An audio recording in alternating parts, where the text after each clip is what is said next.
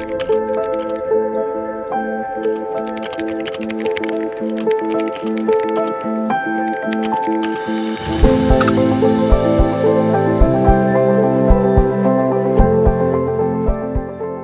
suatu malam yang diguyur hujan deras di ibu kota Konoha City, sebuah kota yang berkilau di permukaan namun menyimpan kebusukan di dalamnya. Sebuah pintu besar dari kayu mahoni di kediaman mewah kawasan elit Pample Garden dihantam dengan keras.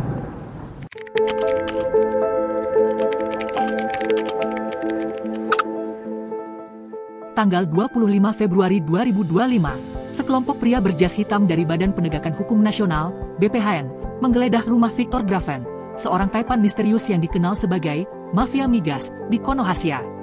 Mereka menemukan 34 kotak dokumen, uang tunai sebesar 883 juta rupiah, dan 1.500 dolar Singapura, jejak kecil dari sebuah kerajaan gelap yang menguasai minyak negara ini. Victor Draven belum ditangkap, tetapi nama anaknya, Marcus Draven, muncul sebagai tersangka utama dalam skandal Petro Konoha, perusahaan energi milik negara yang menderita kerugian sebesar 193,7 triliun rupiah, angka yang sangat fantastis yang cukup membuat rakyat Konoha sangat marah. Ini bukan sekadar kasus kehilangan uang, ini adalah tentang kekuasaan, pengkhianatan, dan jaringan yang lebih dalam daripada tambang minyak terdalam di Teluk Konoha. Di tengah semua itu, seorang jaksa muda bernama Andri Pamungkas, berusia 36 tahun, seperti sedang berdiri di tepi jurang, antara mengejar kebenaran dan ancaman yang mungkin saja bisa mengakhiri hidupnya.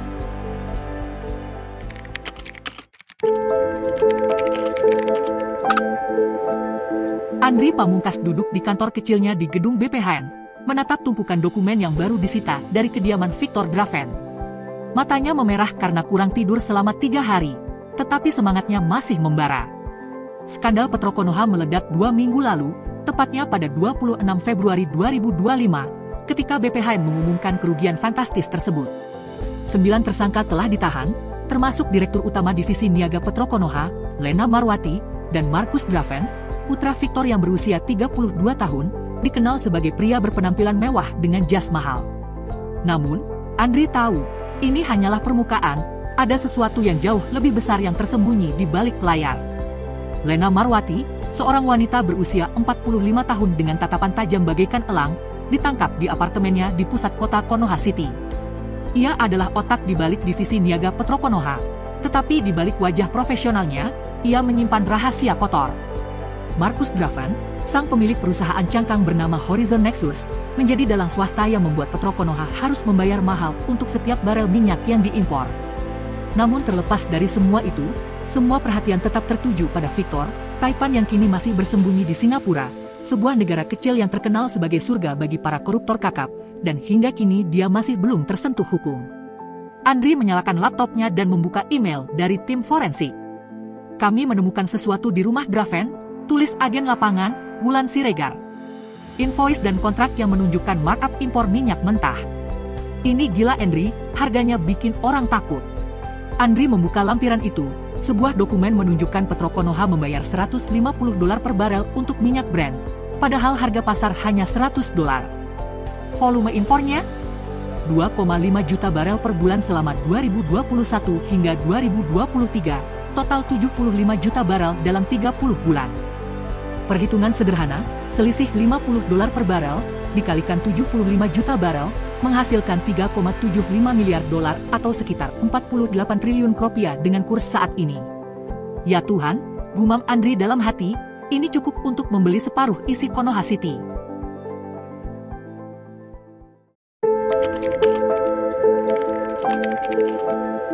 Andri memanggil Wulan ke kantornya. Wulan, seorang agen berusia 30 tahun dengan rambut pendek dan sikap tegas, membawa satu kotak dokumen dari penggeledahan. "Lihat ini," kata Wulan sambil meletakkan selembar kertas di meja Andri. "Bro, Horizon Nexus deal sama trader luar, Glyphecop sama Vortex Energy, di Raffles Hotel, Singapura," ujarnya santai, matanya berbinar. Andri membaca kontrak itu dengan seksama. Pertemuan diadakan di suite mewah Raffles Hotel, Singapura, pada Juni 2022, antara Marcus Draven dan eksekutif Glyphecop, Julian Voss. Harga minyak disepakati $130 per barel. Ini artinya $30 di atas harga pasar. Uangnya ditransfer melalui SWIFT dari Bank Sentral Konoha City ke Singapura Trust Bank, lalu menghilang ke rekening offshore di Pulau Kaiman, sebuah wilayah bebas pajak yang terkenal di kalangan penjahat kelas kakap. Wulan membuka dokumen lain. Ini lebih gila lagi Andri, mereka juga oplosin BBM. Andri mengerutkan kening. Maksud lo gimana Wulan? Gini Andri, jawab Wulan, Pertalus, BBM murah RON 90, yang harganya Rp10.000 per liter, itu mereka campur pakai NPB murah dari Cina. Biayanya sekitar Rp2.000 per liter. Terus mereka jual itu sebagai Pertamasus yang seharusnya RON 92 seharga Rp14.000. Total 1,2 juta kiloliter oplosan masuk SPBU dari 2021 sampai 2023. Mereka dapat untung Rp4,8 triliun dari sini aja. Blendingnya di terminal pantai Geram Konoha Selatan sama kilang Tarakon. Andri membayangkan truk-truk tangki yang masuk ke terminal dengan Pertalus, lalu keluar sebagai Pertamasus dalam waktu 24 jam. Rakyat tak tahu mereka mengisi tangki dengan bensin abal-abal yang merusak mesin. Gila, gumamnya. Belum selesai, lanjut Wulan, ada shipping fiktifnya juga. Ia menunjukkan data sewa kapal VLCC dari Kronos Shipping, divisi pelayaran Petro Konoha. Harga normalnya cuma $50.000 per hari, berdasarkan laporan Maritim Weekly 2023. Tapi Petro Konoha membayar $75.000 per hari ke perusahaan cangkang di Abu Dhabi bernama Gulf Energy Trading. Total kontrak selama 2021 hingga 2023 mencapai $1,2 miliar, dengan markup $300 juta atau Rp4,8 triliun. Kapalnya berlabuh di Teluk Konoha sama Pelabuhan Kora, kata Wulan. MV Konoha Pride sama MV Ocean Saffron dilaporin bawa 200.000 barel, padahal cuma 50.000 atau kosong. Awak kapal bilang gaji mereka double, ini kayak duit buat tutup mulut. Andri menatap Wulan dengan mata terbelalak. Ini bukan cuma korupsi Wulan, ini pengkhianatan ke rakyat.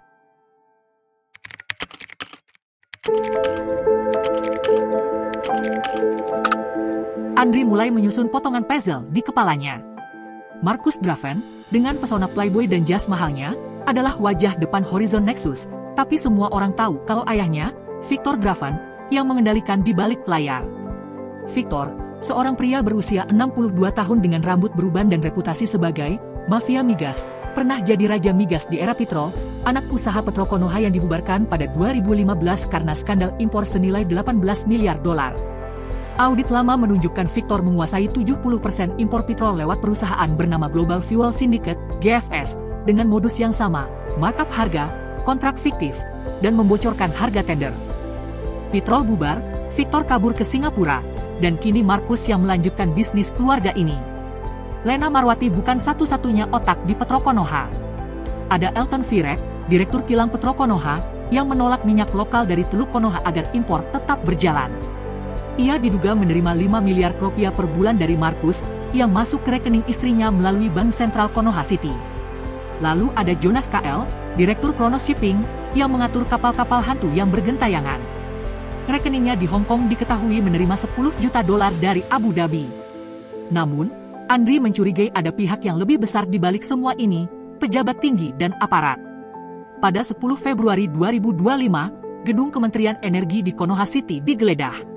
Ditemukan dokumen harga rahasia yang ternyata bocor ke Horizon Nexus. Andri mendapat bisikan ini dari seorang informan di BPHN. Gue dengar, kata informan itu, Direktur Energi baru, Gideon Marek, dia nerima $2 miliar per bulan. Dia mundur Desember kemarin, timingnya terlalu kebetulan banget. Gideon, pria berusia 55 tahun dengan wajah penuh keriput, memang jadi sosok misterius. Mundurnya dari jabatan Direktur Energi baru sebulan sebelum skandal pecah membuat Andri curiga. Tapi itu belum semua. Ada dugaan keterlibatan aparat di sini. Di media sosial, orang ramai membicarakan kalau ada pelindung langit. Ini adalah kode untuk aparat Konohasia. Andri mendengar dari Wulan, ada bisik-bisik kalau Kolonel Torin Fax dari Angkatan Laut Konohasia adalah pihak yang mengawal kapal hantu di Teluk Konoha. Gaji bulanannya adalah $500 juta katanya. Log komunikasi Jonas KL dengan nomor tak dikenal yang menggunakan kode militer menjadi petunjuk, tapi ini belum terbongkar dan sepertinya akan sangat sulit untuk dibongkar.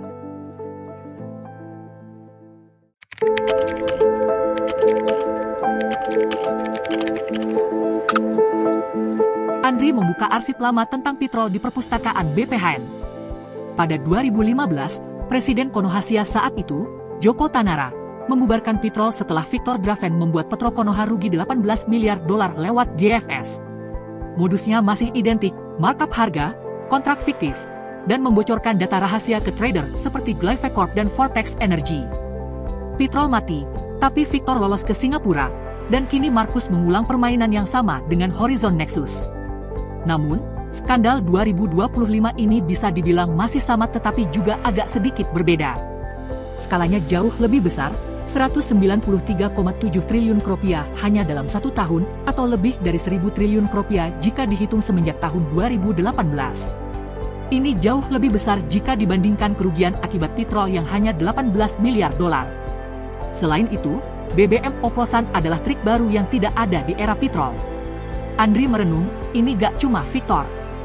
Glyphecorp dan Vortex Energy, raksasa migas global yang menguasai 15% pasar minyak Singapura, berdasarkan laporan Global Energy Report 2023, tampaknya punya peran lebih dalam.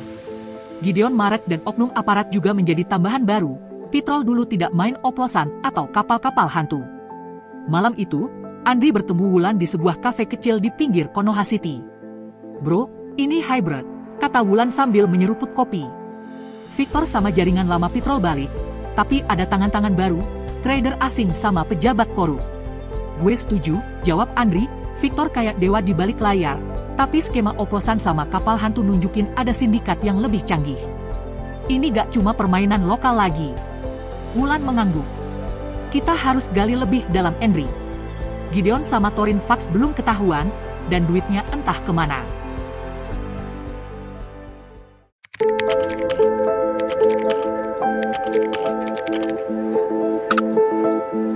Andri dan Wulan mulai melacak jejak 193,7 triliun rupiah yang hilang.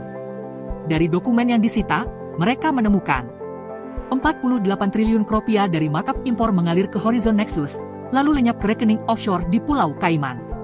BPHN menemukan rekening MK Energy Ltd di Singapura Trust Bank dengan saldo 500 juta dolar, diduga milik Markus Draven. 4,8 triliun rupiah dari BBM oplosan masuk ke Kronos Logistics, perusahaan logistik yang bekerja sama dengan Petro Konoha. Uang itu dicuci melalui pembelian tanah di Konova Selatan. 15 sertifikat tanah atas nama suami Lena Marwati ditemukan BPHN. 4,8 triliun rupiah dari shipping fiktif mengalir ke Gulf Energy Trading di Abu Dhabi, lalu kembali ke rekening Jonas KL di Hong Kong. Transfer 10 juta dolar bertanggal 15 Juni 2022 jadi bukti kuat. Sisanya, 136,1 triliun rupiah, masih misteri. BPHN sedang melacak 50 rekening di 7 negara, Singapura, Hong Kong, Abu Dhabi, Pulau Kaiman, Helvia, dan Malora. Jejaknya ini bagaikan hantu, sangat misterius. Tempat lain juga jadi sarang kegiatan gelap. Kantor Horizon Nexus di Menara Sentosa, Konoha City, menjadi pusat koordinasi. Server yang disita menyimpan data transaksi markup dan oplosan. Gudang di Pulau Batu Kecil, Konoha Utara, jadi tempat transit MTB dari Tiongkok sebelum dikirim ke pantai Geram dan Tarakan. Terminal BBM garis timur di Pelabuhan Kora diduga jadi lokasi blending kecil-kecilan untuk wilayah timur Konoha. Bukti fisik semakin menumpuk.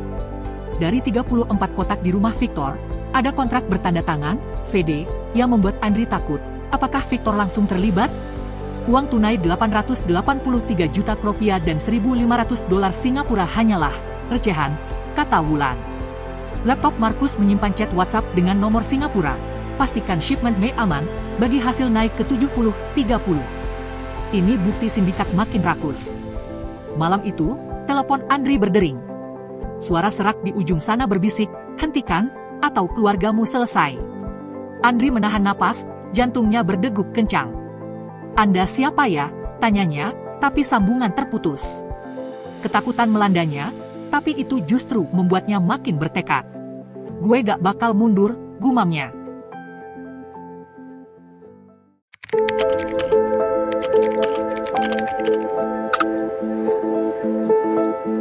Skandal ini bukan cuma soal uang, tetapi juga kehidupan rakyat Konoha. BBM oplosan merusak mesin kendaraan. Bengkel di Konoha City melaporkan kasus kebocoran oli naik 30% sejak 2022. Harga BBM melonjak karena markup, membuat pekerja dengan gaji 4 juta rupiah sebulan hanya bisa menghela napas. Ekonomi terpukul, Inflasi energi meningkat, konsumsi menurun, dan pedagang kecil di pasar tradisional semakin kehilangan pembeli. Andri memberikan laporan kepada Direktur BPHN, Jenderal Harun Castor, pria berusia 58 tahun. "Pak, kami menemukan bukti keterlibatan Gideon Marek dan kemungkinan aparat," kata Andri dengan nada hormat. Namun, tekanan semakin besar. "Saya mendapat ancaman tadi malam." Harun menatapnya tajam. "Saya paham, Andri. Ini bukan kasus biasa. Tetap lanjutkan, tapi hati-hati. Kami akan lindungi keluarga Anda." Andri mengangguk, tapi hatinya gelisah. Ia tahu, ancaman itu nyata.